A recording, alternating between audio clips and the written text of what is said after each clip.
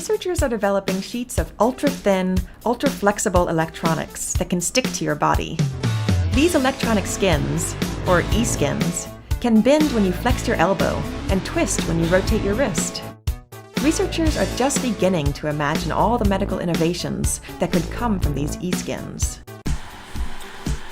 Today, I'd like to take a look at flexible bioelectronics, and in the sense that these can be designed to fit the curvature of your body.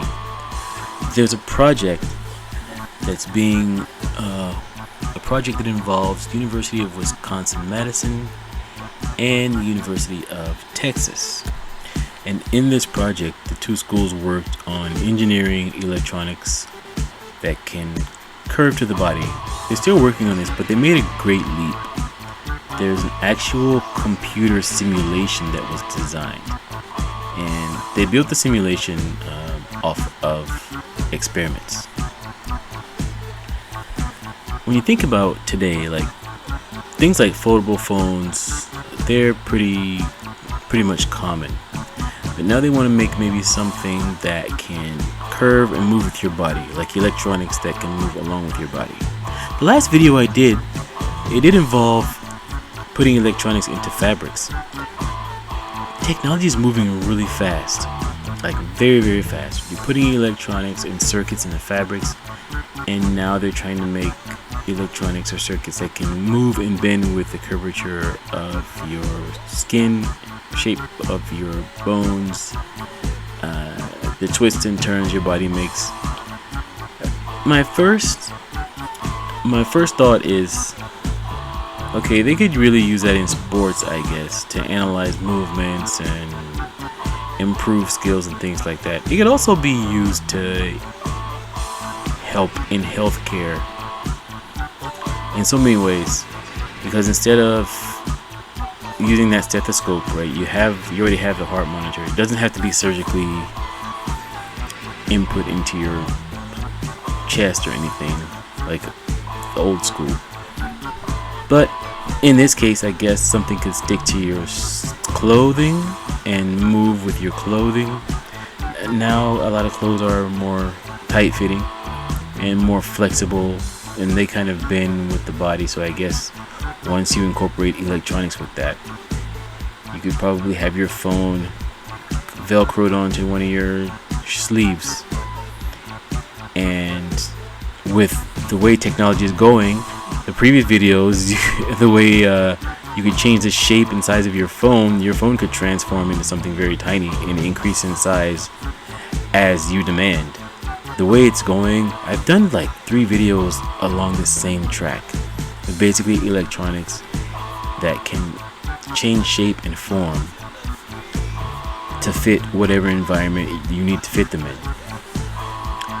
So to focus on this project though, basically they took some experiments, and with these experiments they developed a computer simulation model. I'm not comfortable with the idea of electronics integrating into the human body, to be honest. I know there are benefits, but we live in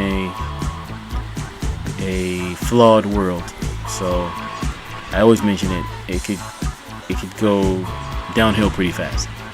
Same with artificial intelligence. So many ways to go with that. So, but with flexible bioelectronics, right? Let's say, and I mentioned healthcare or even improvements, like an artificial retina could be put in somebody's eye and can help restore vision. I mean, that's a good use. Or a smart contact lens. I like that better, the smart contact lens, because I'm a more naturalist. I like when, the people write books that say there's exercises you can do and foods you can eat to improve your vision. It doesn't always have to be some type of electronic injected into your flesh. I don't always like that idea, but the idea of a contact lens sounds pretty good to me. But with this simulation model that they designed, they can predict the conformability. I had to say that slowly, in a way. They can basically predict the conformability of electronics or flexible electronics, and that speeds up their design process. So the results from the simulation, they give the engineers and scientists really clear guidance on how to experiment with their designs, and they can determine an optimal design without having to do too many experiments that take up too much time. They put the results of this paper, they detailed the paper in the journal Science Advances. I think it's in April 2023, April 19th. It's in the journal Science Advances. So in order to perform as expected, the bioelectronic devices, they have to make very close contact with living tissue. That's the part I don't like, but let's go with it. And they have to avoid buckling or creasing. It kind of reminds me again of when I talked about the transformers, the mini transformers. I see a relation to this. Okay, so basically they have to conform to the human body and adjust as the surface adjusts. In the study, the research team used a combination of experimental, analytical, and numerical approaches to come up with how circular polymer sheets, as well as cut circular sheets, could conform to spherical surfaces. So again, I'm going to repeat this because I know it sounded a bit gibberish. I try to make it more in layman's terms. So they took a combination, different approaches to investigate how the circular polymer sheets imitate the mechanical properties of electronics. I maybe need to do a video on polymers. Anyway, we can all Google what polymers are. And polymers is also related to textiles and fabrics, materials, that type of thing. Basically, it's material. Polymers can create different types of materials depending on. I'm getting too deep. I'm gonna back off from polymers again. I'm sorry. I apologize. Anyway, so basically they took a different approach, or various different approaches, and they got these polymer sheets, and they studied how the sheets could conform to spherical surfaces. And they took these results and they analyzed the results using numerical approaches and experimental approaches. So I guess they took measurements, they looked at the properties, looked at what happened, looked at results. You know, when the surface bends this way or bends that way, what happens to the sheet after the fact, or how did the sheet look before, that type of thing. It's pretty extensive research once you get into these experimental type of, I want to say, into the real, I guess, beta designs or alpha designs. You know what? I'm going to. So after analyzing the results of the polymer sheets and how they reacted to the surfaces, they derived a ready-to-use formula that reveals the underlying physics and predicts the conformability of flexible electronics. So that's how they built this computer simulation model.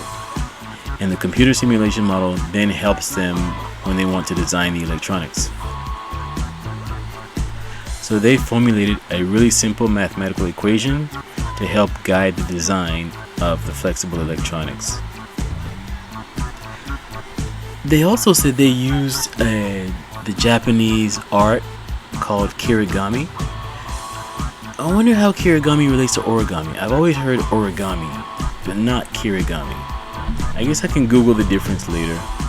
But I always wanted to practice origami, I guess. I wanted to buy these books to fold things and bend things into making like little arts, like animals and vehicles and things like that.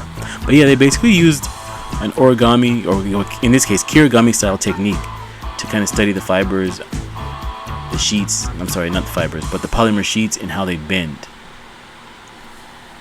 And once they used these and they studied the results, that's how they built that formula for the computer simulation. And the simulation now helps them design a particular electronics for wearing on the skin. or maybe even, which I hate to talk about, inside the skin.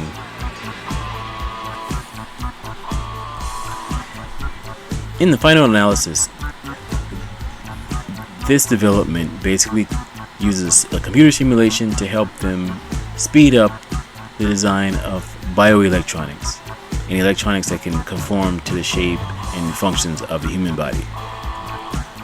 It's pretty fancy stuff, pretty fascinating stuff, and I'm sure maybe next year, who knows, the next 6 months, the way technology is moving, we could find this could be even advanced further, and next thing you know, they're coming up with ways to put tiny electronics to heal up whichever sickness, or kill cancer cells, or who knows, construct a more, what do I want to say, you know how people are now doing these plastic surgeries, maybe I don't want to say plastic surgery, but maybe reconstruct people who've had damage to their body somehow, right?